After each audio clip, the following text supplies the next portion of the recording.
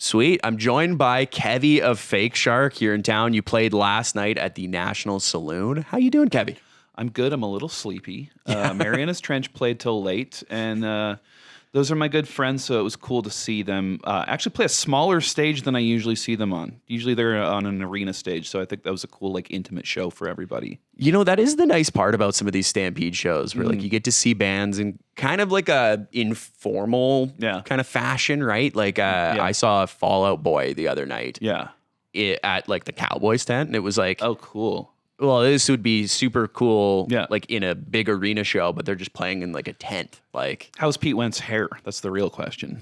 It was something. It's perfect. It was something. Perfect. Yes. Yes. How was the first day of Stampede related festivities? You made your way back for a couple of days here, so I gotta say it's my first Stampede I've ever been to, which is actually shocking. Whoa! I know, and everybody's been really friendly.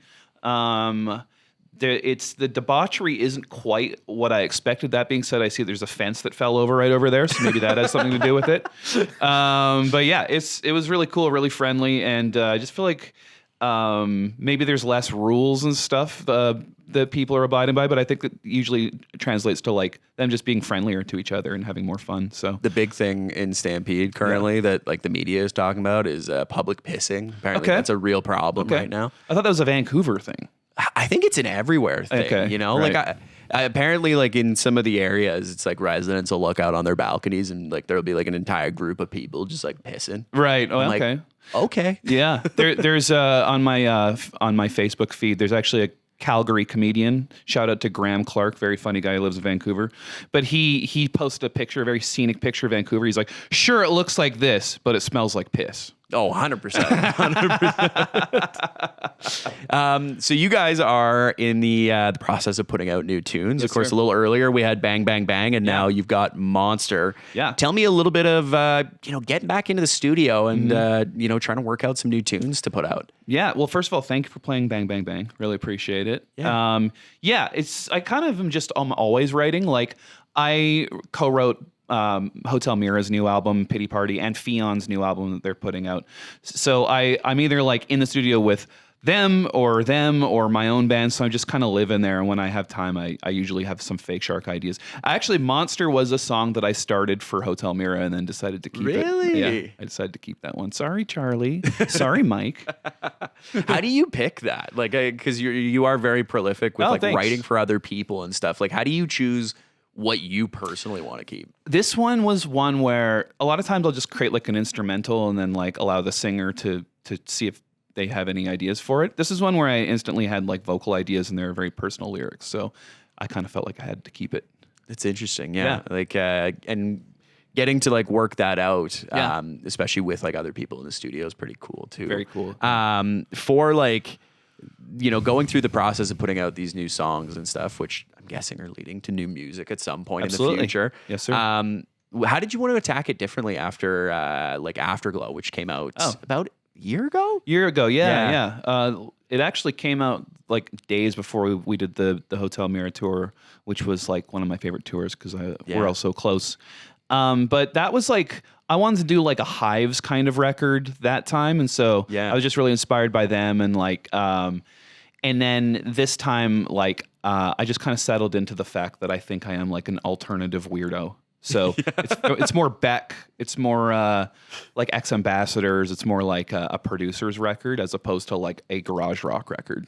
It's interesting that you can like kind of flip the switch between records and kind of do that, right? Well, I'm just such a fan of everything that I can make it happen. Like my main thing is like trying not to repeat myself since I've been releasing music for so long. Yeah. I have to really be inspired by whatever I'm making to like actually finish it for myself. You know? Yeah. It's easier to make stuff for other people for some reason. Yeah, I find that interesting, right? Like, because you attack it from like a different point of view. Yeah. I always, doing like the digital content here for the station, it's like really easy for me to be like, well, morning show, let's do this idea. Afternoon show, let's do this. But then when I do something for myself, it's easy to get in your own head about that stuff, right? Yeah. Second guess everything, and I don't know what it is. You're like, is this me? Yeah. Is this me? Is this the real me? Got a mirror in front of you? I think it is. Yeah, I'm gonna go with it. Yeah. So heading into the rest of the year, what do you guys have on the docket? We we just did a long American tour, which was really great with a band called Johnny Manchild and the Poor Bastards. Great band from Oklahoma. Incredible band name. Yeah. They're so cool and virtuoso musicians. Kind of made me feel embarrassed about my own abilities. That's okay. We won't talk about that. The fence fell over there. Did it? Yeah. And then we're playing in Seattle in August, and then we're doing some more American things. And that's we kind of did our summer Canada stuff for now. But we'll be back with the headlining tour when we release our new record. Oh, that'll be really good. Yeah, that'll be really good. Yeah. I was going to ask you about like the co-writing stuff because of course you're here also for a couple extra days after the national show. Yeah. To see Hotel Mira because they're playing at Oxford. Absolutely. You know, getting to work on that partnership with like Mike and like co-writing some songs and producing together and stuff. What has that been like? That's an interesting thing that kind of came together a long time ago in a way that I didn't expect. Like, I went to audio engineering school to like learn to produce my own music, and then just a way that I got in with the sort of Vancouver scene was to do like what are called co-writes. And one of my first big co-writes was Carly Rae Jepsen, and then she like blew up like a year later. What Carly Rae Jepsen song was that? I'm on 3 albums. Oh my so gosh. her album Kiss, there's a song called Turn Me Up, and I co-wrote it. And it's funny, there's like a picture of us in my bedroom because I had like a little bedroom set up, and we like wrote it in there. Oh my god. Yeah, and then we've signed to the same label. I signed to 604 Records, which is the label she was on. Same management and everything. And then my second one was Matt Webb from Marianas Trench. Oh wow. And then we went he's like one of my best friends. And then we went on like a long tour together.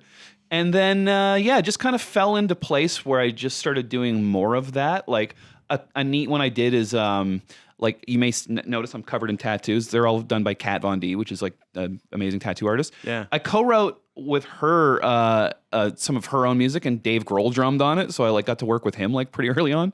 What? I know. So co-writing has been like a great thing for me, and it's something, like I said, like I feel like it's easier for me to work on other people's music than my own sometimes. So I like to bring the best out of people. Like Charlie from Hotel Mira, we got together this week, and in 2 days we wrote 5 songs. Wow. So I mean, they're just demos, but they're there. Like they can be worked on, you know. So that might point ahead to future Hotel Mira tunes too, absolutely. which is pretty cool. Absolutely. Yeah, and I mean, even right now, I mean, you've got some songs, you know, that you've assisted on, even in like the top 5 of Canadian radio, right? Yeah. Which is crazy. Yeah. Shout out Fionn Blow. Yeah, unreal. Yeah, and Making Progress by Hotel Mira. Yeah, I was stoked to see that. Yeah, too. me too, man. Wild to have 2 in the top 5. It's pretty or good. Something. It's pretty great. I'm really proud of it. Now, in your last couple of days here, because you're hanging out kind of through the weekend, what is the plan for Stampede? Are you trying to dive in completely? Absolutely. To the debauchery? So I know that in Newfoundland you get screeched in. What do we do for me here at the Stampede? Do I drink gin out of a cowboy boot? I feel like, I don't know if that's what you do, but I think I'm going to do it anyway. See, I think you can either do a cowboy boot shoey, which sounds absolutely disgusting. Sure. Or you could like kind of shoot it down like a cowboy hat. Because like everybody's wearing these like white cowboy hats everywhere. Yeah. But they're pretty plastic. Like the beer won't soak through that. Sure. Okay. So you can just use that as like a slide, really. Yeah, it's like a water slide for beer. Yeah, 100%. I mean, I love that. And then a rite of passage is spending way too much money on food at the Midway. Okay. And then probably wanting to puke in an hour.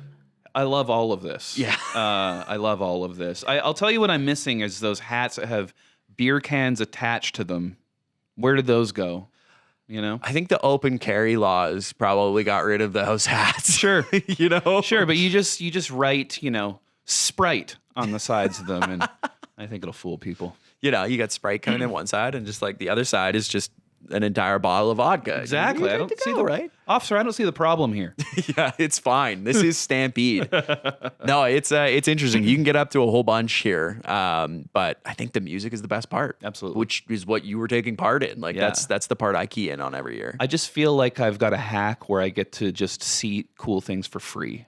And that's I love it. You know, that's probably why I picked going into radio in the first place. Was like, nah, I don't want to pay for tickets. I'm just going to go, you know, it's fun. Yeah, exactly. Awesome, man. Well, thank you for swinging by to chat. It was great to see you back in town for National Saloon. And then we'll see you throughout the weekend, and looking forward to the new tunes from you. Thanks for having me.